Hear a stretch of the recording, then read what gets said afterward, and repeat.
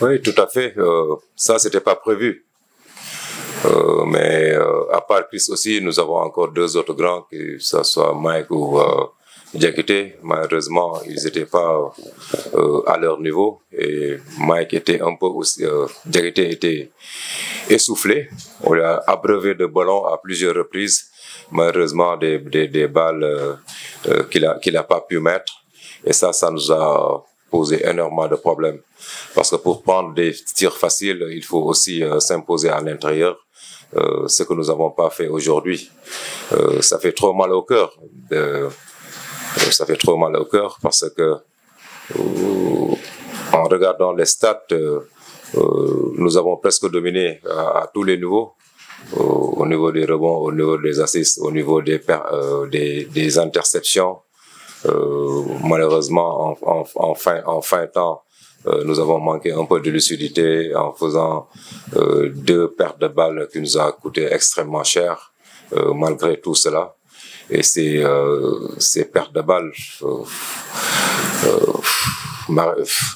certainement, je vais pas dormir de la nuit à cause de ça, quoi, parce que c'était un match qu'on pouvait gagner. Hormis ça, après ces interceptions, on n'arrive pas aussi à les concrétiser, parce que je pense qu'avec les interceptions, on a eu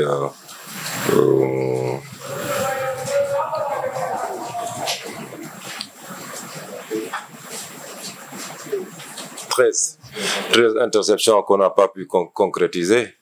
On met la moitié de ces interceptions, le match est fait. Et certains box-out que nous avons perdu, des ballons de deuxième chance, c'est vraiment dommage, c'est vraiment terrible parce que ce match vraiment était à notre portée. Ouais, mais vous savez, comme je vous dis, en sport, aujourd'hui, le basket, c'est un sport de précision. Parfois, tu as la main, parfois. Mais aujourd'hui, au moins, on a pu alterner notre jeu avec les tirs. On a moins tiré. On a mis le ballon aussi à l'intérieur. Malheureusement, à l'intérieur aussi, ça marchait pas trop. Donc, on est après obligé de revenir encore sur notre jeu, qui est une défense très, très agressive. Raison pour laquelle nous avons eu 13 interceptions qu'on n'a pas pu concrétiser. Des shoots ouverts, malheureusement, qu'on n'a pas mis. Mais ce qui nous a vraiment plombé, je pense, ce sont la sortie de Chris au premier carton, parce que là, on était vraiment à l'aise, on protégeait notre raquette, on faisait tout ce qu'on voulait faire, il posait de très bons écrans. Malheureusement, il est sorti sur blessure et il ne pouvait pas revenir. Je pense que nous avons le même style de jeu des Rwandais. Hein. C'est une équipe avec une moyenne de taille très raisonnable, qui court très vite, qui va très bien en transition, comme nous d'ailleurs. La même défense aussi sur les écrans, très, très agressive, qui empêche les arrières de pouvoir sortir et prendre les shoots. La très bonne défense que nous avons fait hier contre Monastir, c'est la même défense que cette équipe rwandaise nous a posée et a empêché à nos shooters aussi d'être confortables comme il se devait. Mais après ça, il y a des solutions. Il faut juste faire après les écrans, des slips pour couper vers le cerceau.